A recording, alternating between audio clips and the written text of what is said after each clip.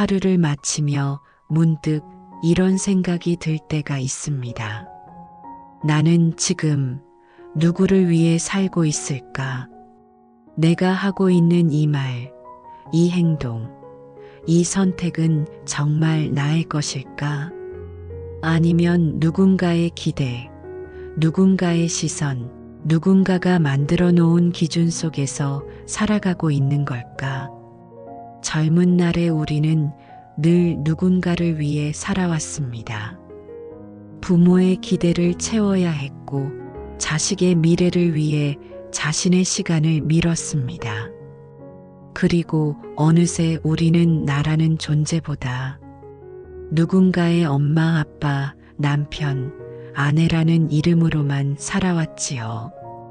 그러다 인생의 어느 지점에서 문득 멈추어 섭니다. 그리고 이렇게 묻습니다. 나는 대체 누구였을까? 내가 진짜 원하는 건 무엇이었을까? 소크라테스는 말했습니다. 성찰하지 않는 삶은 살 가치가 없다. 그는 인간이 스스로의 내면을 들여다보는 순간 비로소 자유로워질 수 있다고 믿었습니다. 그의 제자 플라톤은 변명해서 소크라테스가 아테네 시민들에게 이렇게 말했다고 기록했습니다. 나는 당신들이 돈이나 명예보다 당신 자신의 영혼을 먼저 돌보기를 바란다. 그는 단 한 번도 누군가를 가르치려 들지 않았습니다. 다만 묻고 또 물었습니다. 너는 그것이 진실이라고 어떻게 아는가? 그 끊임없는 질문이 바로 성찰의 시작이었습니다.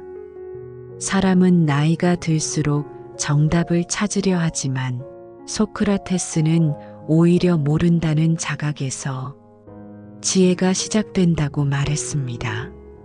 나는 내가 아무것도 모른다는 것을 안다. 그 말은 단순한 겸손이 아니었습니다. 그것은 무지의 자각, 즉 배우고 깨닫는 문을 여는 용기였습니다. 중년 이후의 삶에서 가장 큰 전환점도 여기에 있습니다. 이제는 내가 알고 있다고 믿었던 모든 것을 다시 물어야 할 때입니다. 나는 좋은 부모인가? 좋은 배우자인가? 좋은 사람이었는가? 그 질문의 답은 타인이 아니라 내 안에서 찾아야 합니다. 예를 들어 이런 분이 계셨습니다. 평생 공무원으로 일하던 50대 남성이었습니다. 정년을 몇 년 앞두고 그는 말했습니다. 이제야 알겠어요. 나는 늘 옳은 사람이 되려고 애썼지만 진짜 나다운 사람은 한 번도 되어본 적이 없었습니다. 그는 매일 규칙적인 일상 속에서 자신이 느끼는 감정조차 정리하지 못한 채 묵묵히 살아왔습니다. 그런데 은퇴를 앞두고 문득 이제 나는 뭘 해야 하나라는 질문이 떠올랐습니다. 그때 그는 소크라테스의 말을 떠올렸다고 합니다. 너 자신을 알라. 그 말이 평생 들어왔던 말이지만 그때 처음으로 가슴에 와 닿았다고 했습니다. 그는 퇴근길마다 작은 카페에 들러 그날 하루 자신이 느꼈던 감정들을 수첩에 적기 시작했습니다. 처음에는 아무 말도 안 써졌습니다. 그저 피곤하다, 오늘도 참았다 같은 말뿐이었죠. 그런데 어느 날 그는 깨달았습니다. 나는 늘 남에게 맞춰 사느라 내 마음의 언어를 잃고 살았구나. 그때부터 그는 하루에 한 가지씩 내가 원하는 일을 해보기로 했습니다. 작은 산책, 좋아하는 음악 듣기, 오래 미뤄둔 친구에게 전화하기. 그는 말했습니다. 이게 바로 나 자신을 아는 연습이었습니다. 소크라테스의 철학은 거창하지 않습니다. 그는 일상의 대화 속에서 자신의 무지와 욕심을 바라보는 법을 가르쳤습니다. 사람이 악을 행하는 것은 그것이 악이라는 사실을 모르기 때문이다. 즉, 우리는 자신을 잘 모를 때 잘못된 선택을 하게 됩니다. 따라서 진정한 변화는 자신을 알아가는 데서 시작됩니다. 한 40대 여성의 이야기도 있습니다. 그녀는 평생 가족을 위해 살았습니다. 아이들이 대학에 들어가고 나서 문득 허무함이 찾아왔다고 합니다. 하루 종일 집안일을 해도 마음이 비어 있었죠. 그녀는 그때 이렇게 말했습니다. 이제는 나를 위해 살아야겠다는 생각이 들었어요. 그런데 막상 나를 찾으려 하니까 그게 누군지 모르겠더라고요. 그녀는 매일 새벽 30분씩 혼자 산책을 시작했습니다. 걸으면서 스스로에게 물었다고 합니다. 나는 지금 행복한가? 나는 왜 이렇게 불안한가? 나는 뭘 진짜 좋아하지? 처음엔 아무 대답도 들리지 않았습니다. 그런데 시간이 지나면서 마음속에서 조용한 목소리가 들려왔습니다. 나는 그냥 인정받고 싶었어. 누군가 내 수고를 알아줬으면 좋겠어. 그녀는 그제야 울었다고 합니다. 자신이 가족의 기대를 충족시키느라 정작 자신의 욕구를 억눌러 왔다는 걸 깨달은 순간이었습니다. 그녀는 그때부터 작은 그림을 그리기 시작했습니다. 처음엔 서툴렀지만 점점 즐거워졌습니다. 그녀는 이렇게 말했습니다. 이제는 내가 살아있다는 게 느껴져요. 그림을 그릴 때 나는 나로 존재합니다. 그것이 바로 소크라테스가 말한 영혼을 돌보는 일 아닐까요?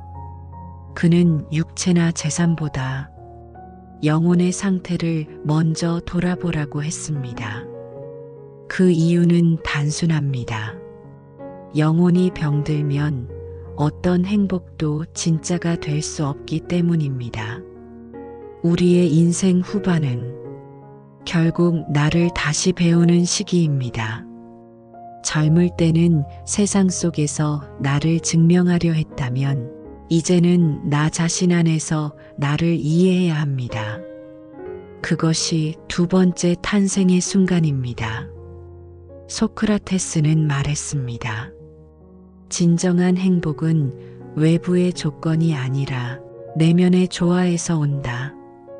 그 말은 지금의 우리에게 꼭 필요한 말입니다. 누군가의 인정, 사회적 위치, 재산이 아니라 내 안의 평화가 나를 자유롭게 만듭니다. 그는 또 이렇게 말했습니다. 자신을 다스릴 줄 아는 자가 가장 강한 사람이다. 나이가 들수록 감정을 조절하고 집착을 내려놓는 일이 더 어려워집니다. 하지만 그것이야말로 진짜 용기입니다. 화가 날 때 한 박자 쉬는 것, 서운할 때 말 대신 침묵하는 것, 그것이 자신을 통제하는 지혜입니다. 자신을 다스린다는 건 감정을 억누른다는 뜻이 아닙니다. 그건 내 안의 소리를 들어주는 일에서 시작됩니다.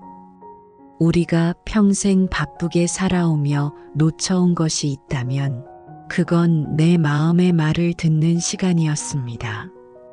아침부터 밤까지 누군가를 위해 움직이고 해야 할 일에 밀려 자기 감정을 밀어둔 채 살았습니다. 그러다 보니 우리는 언제 화가 나는지 무엇이 서운한지도 잘 모른 채 그저 참는 걸 미덕으로 배웠습니다. 하지만 참는다고 평화가 오는 건 아닙니다. 참은 감정은 사라지지 않고 언젠가 다른 형태로 터져 나옵니다. 그래서 자기 통제의 첫걸음은 감정을 억누르는 게 아니라 감정을 인정하는 일입니다. 오늘 하루 마음이 답답했다면, 아, 내가 오늘 힘들었구나. 내가 인정받고 싶었구나. 이렇게 스스로에게 말해보세요. 이 짧은 인식 하나가 감정을 다스리는 첫 번째 연습입니다. 소크라테스는 이렇게 말했습니다. 자기 자신과 대화할 줄 아는 사람이 가장 현명하다. 자기와의 대화는 침묵 속에서 시작됩니다. 하루의 끝, 조용한 방 안에서 오늘 있었던 일들을 떠올려 보세요.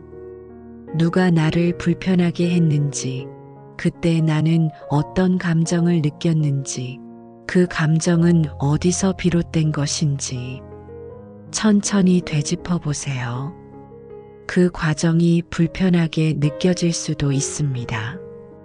왜냐하면 그건 우리가 평생 피하려 했던 나 자신과의 만남이기 때문입니다.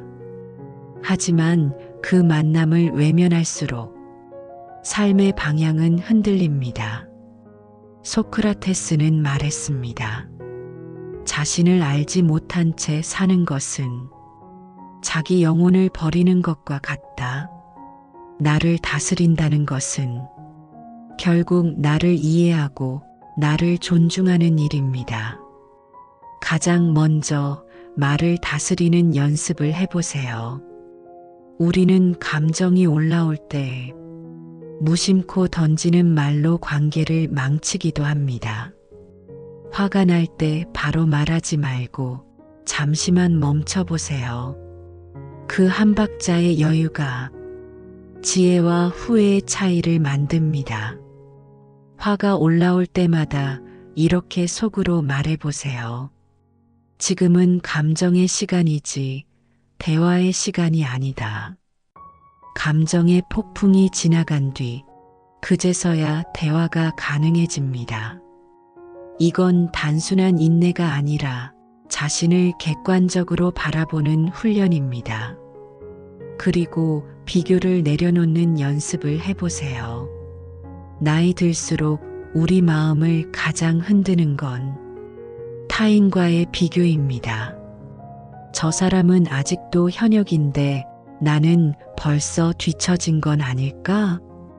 내 친구는 손주가 와서 북적이는데 나는 왜 이렇게 조용할까? 하지만 비교는 언제나 마음의 평화를 앗아갑니다. 소크라테스는 말했습니다.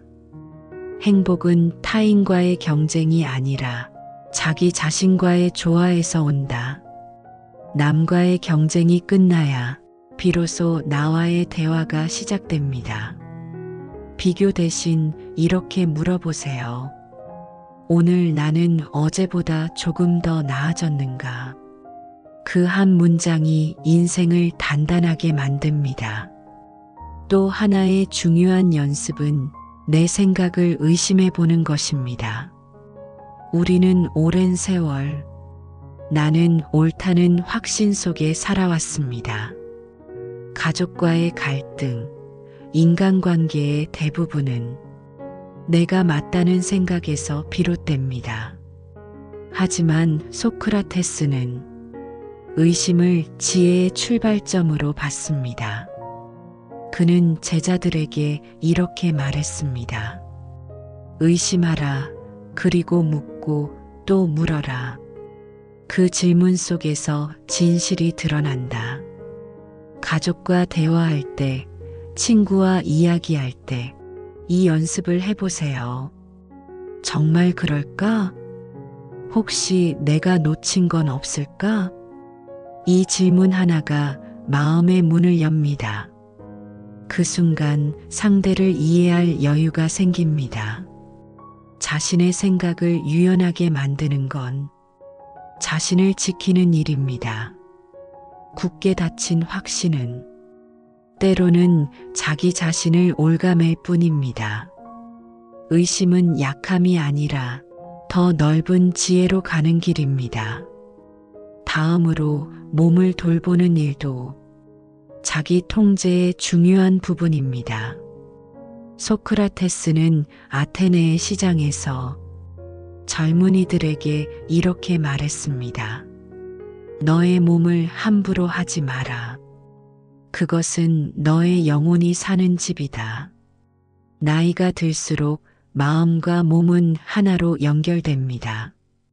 몸이 지치면 마음이 흔들리고 마음이 불안하면 몸이 무거워집니다.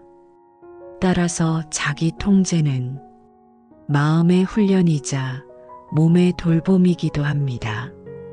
매일 같은 시간에 잠들고 조용히 차 한 잔을 마시며 호흡을 가다듬는 것. 이건 단순한 습관이 아니라 자기 마음을 다스리는 의식입니다. 천천히 숨을 들이쉬며 말해보세요. 지금 이 순간 나는 괜찮다. 그 짧은 호흡 하나로도 불안은 조금씩 가라앉습니다. 그리고 마지막으로 감사하는 마음을 훈련해 보세요. 자기 통제의 가장 고유한 형태가 바로 감사입니다. 불평과 비교 속에서는 언제나 부족함이 보이지만 감사의 시선으로 보면 이미 내 곁에는 충분한 것이 있습니다. 하루를 마칠 때 이렇게 되뇌어 보세요. 오늘 나는 따뜻한 밥을 먹었다. 누군가 내 안부를 물어줬다. 내가 오늘 하루를 잘 견뎠다. 이 세 가지 사실만으로도 삶은 이미 충만합니다. 감사는 마음을 단단하게 하고 불안한 감정을 부드럽게 풀어줍니다. 소크라테스는 직접 이렇게 말한 적은 없지만 그의 삶은 늘 감사로 가득했습니다. 그는 죽음을 앞두고도 제자들에게 두려워하지 마라. 죽음은 신이 우리에게 주신 또 하나의 수업일 뿐이다. 라고 말했습니다. 그가 평생 추구했던 건 두려움이 없는 평화, 즉 마음의 조화였습니다. 우리의 인생 후반은 결국 마음을 다스리는 시간입니다. 젊은 날에는 세상을 바꾸려 했다면 이제는 내 마음의 날씨를 바꿀 차례입니다. 비가 오면 비를 맞으며 걷고 바람이 불면 그 바람에 잠시 기대어 쉬어가는 것. 그 속에서도 평화를 잃지 않는 법을 배우는 것. 그게 바로 인생의 마지막 철학입니다. 소크라테스는 말했습니다. 삶이란 끊임없이 자신을 배우는 일이다. 나를 다스린다는 건 결국 나를 알아가는 과정입니다. 오늘 하루도 스스로에게 이렇게 말해보세요. 나는 나의 마음을 배워가고 있다. 조금 늦어도 괜찮아. 조용히 흘러가는 지금 이 시간이 내 영혼을 단단하게 만들고 있다. 그 마음으로 하루를 마무리한다면 우리는 이미 가장 지혜로운 사람이 되어 있을 것입니다. 한 50대 남성은 아내와의 관계로 오랫동안 힘들었다고 합니다. 서로에게 실망이 쌓이고 말이 점점 줄었습니다. 어느 날 그는 책에서 이런 문장을 읽었다고 합니다. 사람을 바꾸려 하지 말고 이해하려고 노력하라. 그 말이 소크라테스의 대화 철학과 닿아 있었다고 했습니다. 그는 그날 이후 아내에게 왜 그렇게 생각해? 그건 어떤 마음이었어? 라고 묻기 시작했습니다. 처음에는 어색했지만 점점 대화가 달라졌습니다.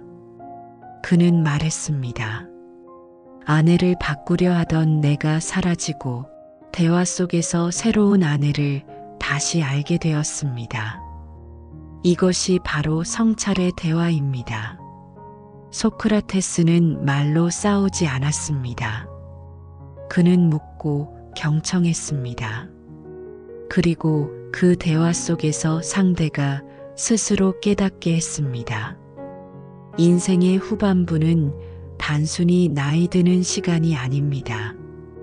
그건 영혼이 깊어지는 시기입니다. 젊은 날의 성공보다 지금의 평온이 훨씬 더 큰 가치가 됩니다. 우리는 이제 더 많이 가지는 삶이 아니라 더 많이 이해하는 삶을 향해 가야 합니다. 하루를 마무리하며 자신에게 이렇게 물어보세요. 오늘 나는 어떤 마음으로 살았는가? 나는 오늘 내 영혼을 돌보았는가? 그 질문을 매일 던지는 사람이 결국 자신을 아는 사람입니다. 그리고 자신을 아는 사람만이 참된 자유와 평화를 누릴 수 있습니다. 이제는 남이 정한 답이 아니라 내가 스스로 찾은 질문으로 살아가야 할 때입니다. 그게 바로 소크라테스가 평생 걸었던 길, 지혜의 길입니다.